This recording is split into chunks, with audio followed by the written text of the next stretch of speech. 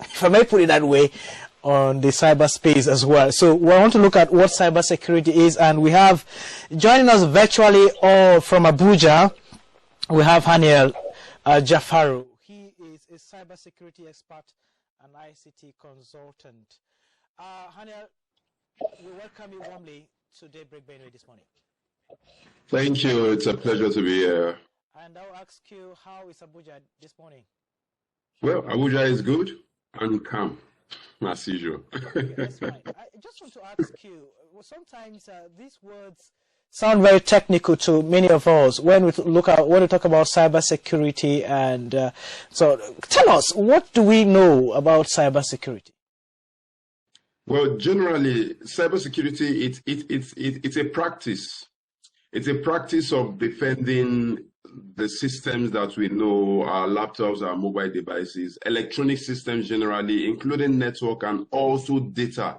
Now, who are you defending it from? You're defending it from malicious attackers, because there are people whose aim and objective is to get across to all these appliances and use it for their own personal and selfish interest. All right, when people hear of cyber attacks, what comes to many of their minds is hacking. But it appears there are different forms of cyber attacks. Can you please throw more light on that? Well, generally, when we're talking about cyber attacks, it's as you already rightly mentioned, everyone considers hacking to be the most form of cyber attack. But there are different forms of cyber attacks. Attacks can come in form of data breach that does not really necessarily involve hacking, but some data breach do involve hacking. Then there are some attacks that comes in line with espionage. Espionage is a way of gathering intelligence or information from unauthorized information from persons that you think from persons where you think the information would be necessary and important to you to carry out certain things. Then there is the malware form of attack that really, for malware, you really don't need to have hacking skills. All you need to do is to have what is called social engineering skills. And social engineering skills, that's what the general our Yahoo boys, that's what they are good with. Actually, they are not, most of them are actually not good with hacking, but they are good with social engineering. And social engineering is a way of manipulating people to either reveal sensitive information or personal information. So there are different forms of hacking. So there are different forms of cyber attacks, but hacking is the one that is generally hacking has been generalized to be the only form, but there are definitely different forms. We come to you again to ask you, let's look at maybe a bit of review of what happened in 2020. Nigeria is perceived, or let's look at this one. Nigerians companies record second highest percentage of global cyber attacks. And this is not just to only the companies, it also has to do with the generality of all of us, or the Nigeria in general. What really happened that we were ranked this way? Well, there is the aspect of negligence. There is the aspect of negligence. Most of us neglect the need to be cyber aware. Most of us neglect the need for companies, Nigerian companies, they neglected the need to empower their staffs with cybersecurity awareness. Because it is the basis, and it is the basis for every form of security. Now, as long as the chain of security is concerned, you are strong as your weakest link. So if your weakest link is the staff that you decide to employ, most of these criminals, they look for what's going to make their job easier. And pardon me to use this word, you can't patch the stupidity of humans. Humans are born naturally to trust somebody that gives them a level of information that is true. Now it comes with us as humans. Humans don't want to be left behind. Now, these are the little loopholes in our ability as humans that these cyber attackers exploit. Like when you receive an email telling you now that Barry is about to resign, most of us would want to most of us will be anxious to know the content of that email. We would want to read, we want to know what exactly that email contains. And by clicking on those links, you are exposing your network, you're exposing your system, you're exposing the network that you are connected to cyber criminals. So that lack of awareness from from corporate organizations made us to be in that ranking. All right. So earlier you made mention of people revealing sensitive information online that puts them at risk to cyber attack. But what information would you term sensitive? Because for most people, they are very free and they don't really see the certain things they put online as being harmful. What information would you term sensitive enough to put one at risk? Okay, now that question is relative, because if I work in an organization that now let me even start by telling us, before an attack happens, before these cyber criminals engage in an attack, the first thing they do is what is called reconnaissance, or what they do what's called information gathering. Information gathering is gathering as much information as they can gather regarding concerning their target. Now that can be the employees home address, that can be the employer's headquarters, all the offices that the employers have, every possible information. They go as far as getting the likes and dislikes of an employee. Now they can even go to the likes of Twitter to see the kind of post that an employee posts, to be able to analyze that post and determine the kind of employee that person is. So that question is relative. If you know that you work in an organization that is very, very sensitive, then the kind of information you post online should really, really matter, because these guys, the level of information they are able to gather regarding their target makes the job easier. So if they are able to get a whole lot of information about their target, then it just means that they can spend, it just means that at the end of the day that they will spend less time doing the actual work, because they spend more time doing the research or the information gathering than the time that they use in doing the actual work. All right, with the world now being a global village, it's to some extent an advantage for one to put the person's information out there, for you never can tell who is viewing your profile and who has an opportunity for you. But at the same time, one must still stay safe. So what would you say, how will people stay safe putting their information out there? How will one protect their profile, their data online, that it won't be accessed by these attackers? Okay, well, now there are public information that you can't do without, as long as we're in the global village of the cyberspace. There are public information that you can't do without, but there are some information that are private. Now, private in what sense? Now you have an ID card. You have an ID card and you are in the office. Your ID card is on your desk, and you decided to take a selfie close to your desk, and you took the selfie and the ID card is now in that picture. Now, in as much as you have the right to take a picture of yourself to upload on whatsoever social media platform you want to, there is already a private information about you that is already in the cyber domain, and that information can be gotten from that ID card, the content, the ID card, the employer's number, the employer's address, and the likes of it. So what are the things we need to do while we ensure that we are putting up information that relatively can be of good to us?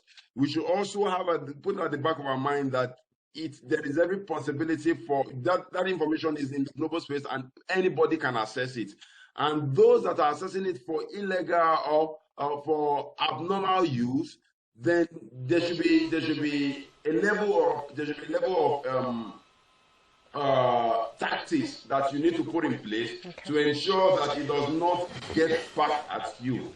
And one of it you need to do is to ensure that the kind of information specifically the kind of information specifically would not harm you or harm the organization that you are related to or you are working for. Oh, okay, let me come to you here. Looking at what we have in Nigeria, because we have faced a lot of issues, and because of the rates of cyber attacks or cyber crimes we've had in Nigeria, our image is already being battered. We are trying to launder it in any way. The more we try to make Nigeria better in the face of other countries outside there, the more some Nigerians are trying to make it bad. You are a member of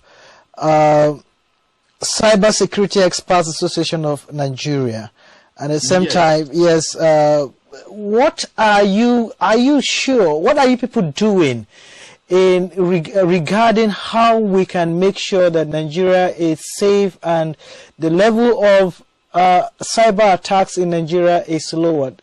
Looking at it in this way, that our projection this year, we have less, and maybe Nigeria will be better in the eyes of other countries. Okay, well, there is this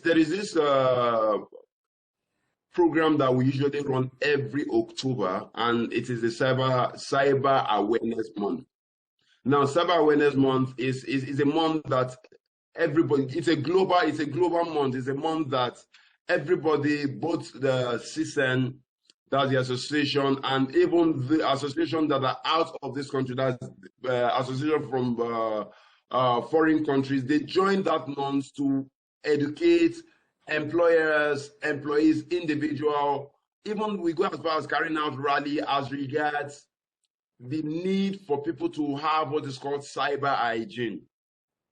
So, but beyond that, there is still the role of individuals. There's still the role of you give somebody knowledge, the person decides to use the knowledge or not.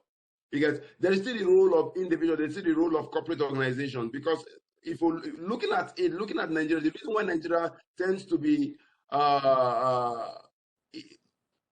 prone to attack is the fact it's because we as a nation, especially the corporate angle, has very low budget on cyber attacks. In fact, low budget on cyber security. They don't even nothing concerns as long as their business is running, they are good.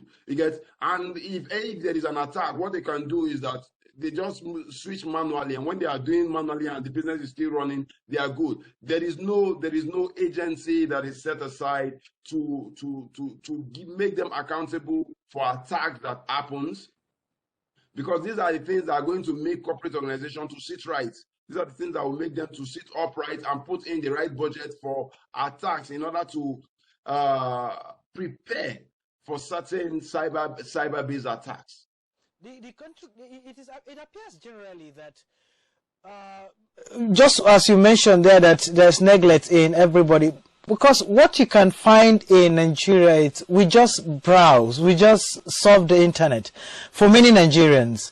And that is why we are falling prey to some of those attacks we have. Given that as what we do generally, because you find someone who just open his phone and the first thing he does is to go to Facebook. And then maybe likes and dislikes, if there is anything like, is there dislike? Right. And then he likes, he comments, and then he goes on. And he goes to Twitter and the rest and so on. But are we very concerned? My concern here is how safe are these social media platforms in themselves? Okay, well, as long as the internet is concerned, everybody is a target, everybody is a potential victim. Now, there is this popular saying in the cyber within the cybersecurity community that there are two types of corporate organizations. We have the corporate organizations that are falling victim of cyber attacks, and we have the corporate organizations that will fall victim of cyber attack. And that goes in line with with individuals. We have individuals that has fallen victims, and we have individuals that will definitely fall victims. It's not about the social media platforms generally. they try as much as possible to ensure that those platforms are safe. They do their best because they run different programs and different strategy to ensure that the platforms are safe. But beyond that, there are always loopholes. And the reason there are loopholes is because these platforms are designed by humans. And there is, as long as humans are concerned, there is nothing that we would consider. We can use the word perfect, but there is nothing perfect in programming. There is nothing perfect in development, in innovation, because we keep, if an innovation is perfect, then there will be no need for further research on it. Yes. So these guys are trying their best to ensure that the platforms, the social media platforms, are safe. But beyond that, there is still the role that the individuals need to. There's still the role of the individuals. Why the corporate, the hosting organization or the organization that has the platform are doing their best, then there is still the role of individuals, because that's where social engineering comes to play. Social engineering manipulates individuals. They hardly manipulate corporate organizations, because corporate organizations, social media platforms, they carry out a whole level of awareness for their employees, so that their employees will be prepared for an attack. But what about the users? Who gives the users the awareness, the level of awareness that the users need? So the users usually fall victim to social engineering attack, which manipulates them in releasing sensitive information to the criminals. We look at this and ask you, you have been with the state, the federal government, perhaps you've worked with state or federal government as well. Am I correct? Have you worked with, have you had some engagements with the state or federal government?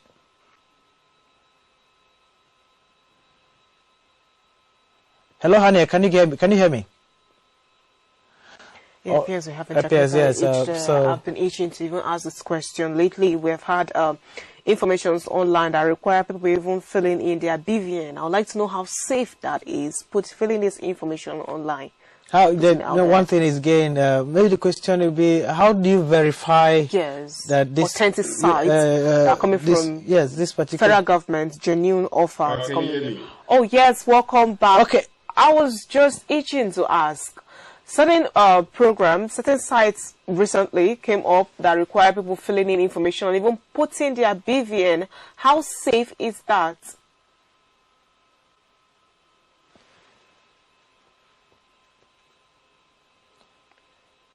Can you hear us? Hanniel, can you hear? Hello? Appears we can't hear you from our own end here. But as far as you get reconnected, we can like to hear, get your response. Still a whole lot more that we really need to know. He said something that is very important. The one reason why Nigeria is suffering from the cybersecurity or cyber attacks is because of the negligence of the individuals or of individuals and corporate organizations. And one question I want to ask him is if he has interacted with a state government or federal government or government at any level at all. Does it appear whether we have the structure do we have the structure or the capacity to ensure? Can you hear me? Yeah. Oh yes, thank you for joining us again. Hello, can you hear us, Hanniel? The network seems to be not be favoring us this morning, but we will still get to connect back to you. We hopefully we do that. But Benjamin, you're actually absolutely right. That most times we take things for granted, and if you'll find people coming online to say my account has been hacked, how do I recover it? And then they get the information. It takes days to recover it for some. And then they just move on like that without even securing that very account. Or we haven't really... Yes, we can hear you. Thank you for joining us again from Abuja, Hanniel. Can you hear me now? Yes, we can hear you. Hanniel? Oh, wow. Oh, it seems we just get him sometimes. But it seems there's a lot of work that needs to be done concerning cybersecurity, not just protecting the accounts that we lose. All right. While we're trying to reconnect with him, we will. We're looking at the cybersecurity. You can also put your questions for us to take to him and ask him, what can we do to make sure that our cyberspace is relatively safe? From what he has said, it cannot be safe in whole, but it can be relatively. What can people do to be safe while they are surfing, why they buy, why they sell on the internet? That is very important, because how about your credit card? How about your your car? Whatever you use to transact? There are people who are also running online business, trading, forex, Bitcoin, or cryptocurrency, as the case may be. What can they do? How can they protect their investment, or how can they go on trading safely on the internet? That is just what we're trying to look at, and at the same time, and other issues concerning the cyber attack. But we'll go on a very short break, and when we come back, the conversation continues. So join us again.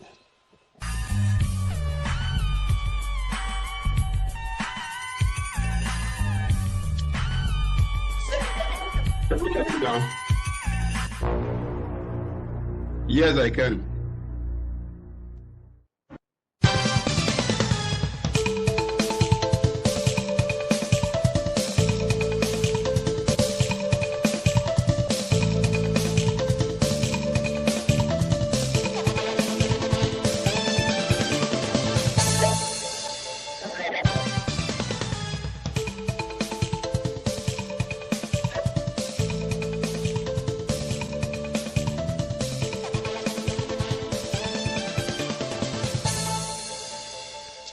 Daybreak, Benue, a truth-telling, forthright, unsparing, current affairs and news program.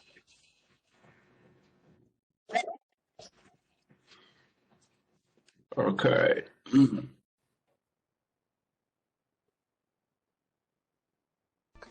This is us telling the Benue story in our own way, like it has never been told before. Do you want to get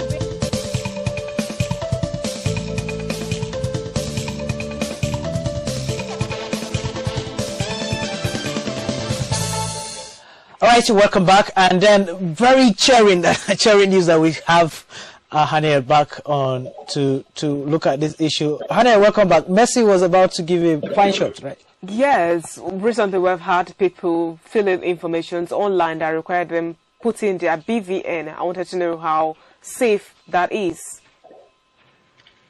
Okay, well, the challenge with people getting your BVN is that they can use it actually to, one thing they can use your BVN to do is to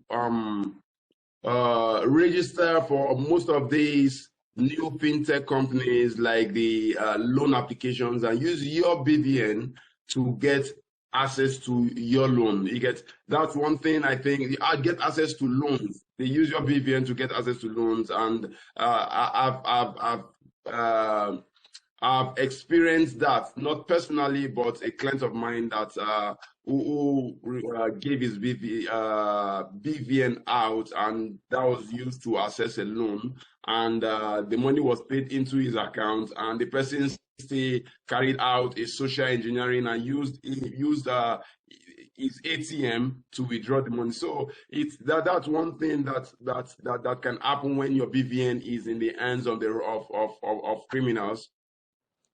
But beyond that, it's supposed to be a personal information. It's not, the BVN is not supposed to be a public information. So once it goes to the public, it makes you a victim. It makes you a target, which have the possibility of turning you into a victim.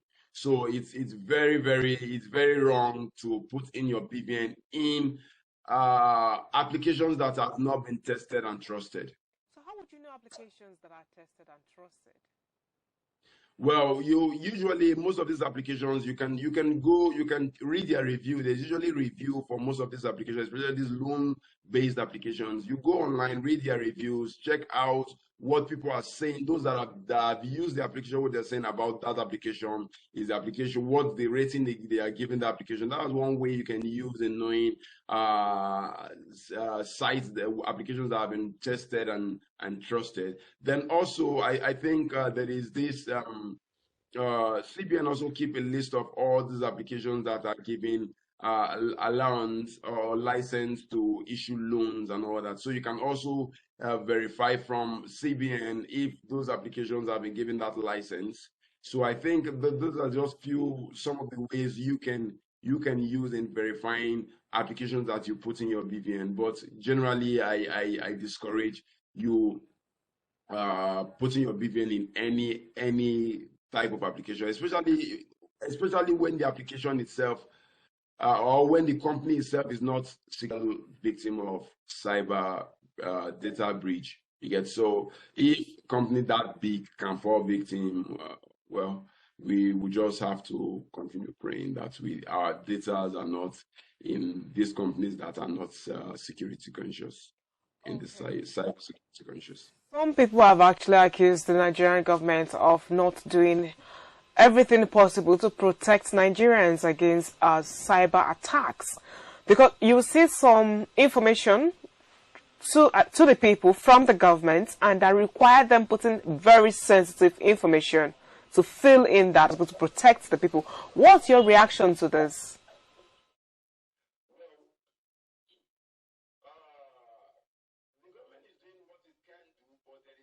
A whole lot of policies and procedures and techniques that the government can implement space or browse the cyberspace to fill this force. The cyber police force is going to be all crimes that happens in the physical domain now happens in the cyber domain. And when I mean all crimes, I mean almost all crimes. And that includes kidnapping. If you think kidnapping does not happen in the cyber domain, then I hope you don't fall victim of ransomware, because ransomware is an act of kidnapping. But this time around, they don't kidnap persons, but they kidnap data. And if that data is important to you, same as if a person is important to you, you would go as far as paying whatsoever ransom they are asking. So there is that aspect, there is that negligence from the government to put in certain things like we need to update our cyber crime and cybercrime Prevention and Prohibition Act. That act was enacted in 2015, and since then, Cybercrime Act is not the kind of act that you leave that long. 6 years down the line, no update, nothing. There are so many. It's now considered to be obsolete. We need to upgrade. We need to update it. Now there is a research recently that captures the countries that are most prepared for cyber warfare. Nigeria falls at 22 countries that is least prepared for cyber warfare. And one of the rubric they use in making that judgment is how updated is your cyber crime or cyber security act, or policies that are in line, policies from the legislative arm of government that is related to cyber security. So there is the need for cyber police. There is the need for us to redesign our Cybercrime Prohibition Act. Then there is the need for us to completely implement the national cybersecurity strategy. The national cybersecurity strategy we have a national cybersecurity strategy, but what's the level of implementation? The level of implementation cannot be compared to the theoretical aspect of it in terms of developing it. So the government needs to. We are sitting on a time bomb as a nation. That's the truth. We have about 68% penetration, broadband penetration. That means 68%. When is this 68% broadband penetration? That means we have continuously more persons are getting connected to the internet. And the Honorable Minister of Communication and Digital Economy is working tirelessly to ensure that numbers grows to 80% based on the broadband plan that they have.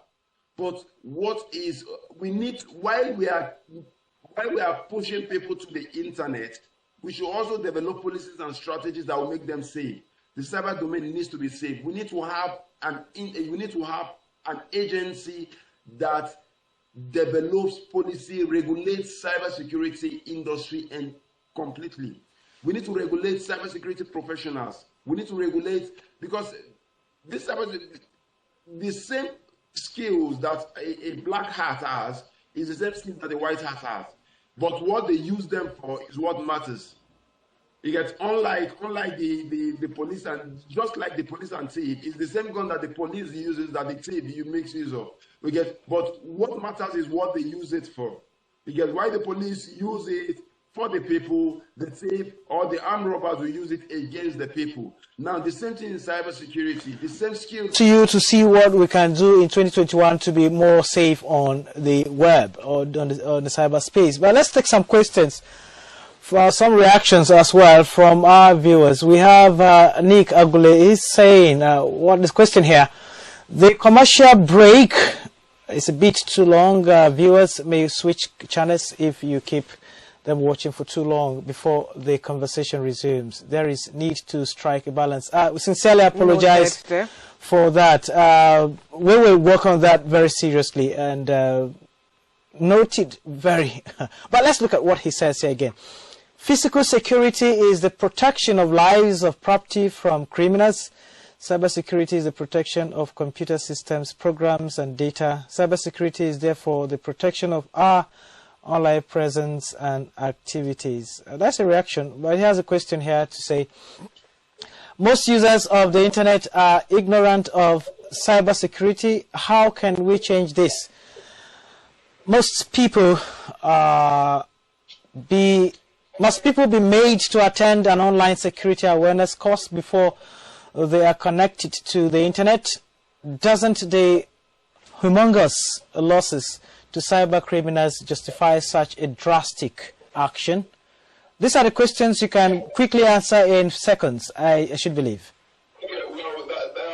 Myself, I've been in line with the need to begin to license people to even use computer or get connected to the internet. But why the internet is a public thing, and we would not want to restrict, because restricting people at this point in time would mean restricting development, it would mean restricting growth. So, but what we can do is to implement strategies from the government that mandate corporate organizations to train every employer system users that they employ before they are handed over a system. You get, when you have a strategy that does that, or a policy that is implementable and enables corporate organizations, that mandates corporate organizations to carry out such training, it's going to reduce the level of increase the level of awareness. So once it increases the level of awareness, then we can just start from there, and it continues to grow. But there is that need for that awareness and that policy to be designed and developed. All right, Hanniel, in just maybe 10 seconds or so, I would like you to just respond to this. How will you, what are you expecting, or how should we conduct ourselves in 2021 regarding cyber security? Well, I would want to start by telling us that we should ensure that our passwords to most of our social media accounts are strong. Now, when I mean strong, I mean it should be complex, it should have a capital letter, it should have a small letter, it should have a special character and a number.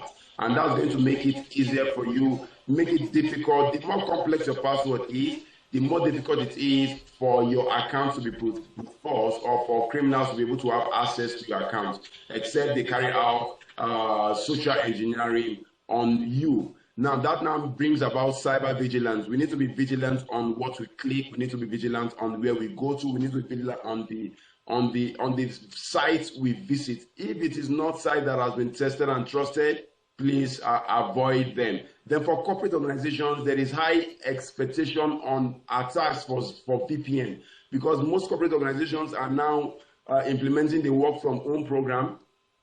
And the VPN is a necessary equipment, a necessary infrastructure to enable them get connected to their corporate infrastructure from their home. So criminals are currently looking for vulnerabilities in those VPN applications. So we need to ensure that the IT team of corporate organizations needs to be on the lookout for vulnerabilities on VPN connections. So those are just some of the things that we need to do to ensure that we are safe this year. And thank you very much, and sincerely again, thank you for your time, Hanniel Jafar, cybersecurity and IT consultant, and also a member of the Cybersecurity Expert Association of Nigeria. We sincerely thank you for coming to Daybreak Benue and sharing your thoughts with us this morning. Thank you very much. And that will just do that for today, this morning. And we have just been talking about cybersecurity, and even as we continue with our physical security here, the issues of kidnapping and the rest. Cybersecurity is very important for us to also keep ourselves very safe on the internet as well. Messi, we must have learned one or two things today. Oh, I learned a whole lot, because I definitely would not want to be paying loan I did not inquire or make use of. So stay safe. Please be mindful of the information you put online. Okay, that's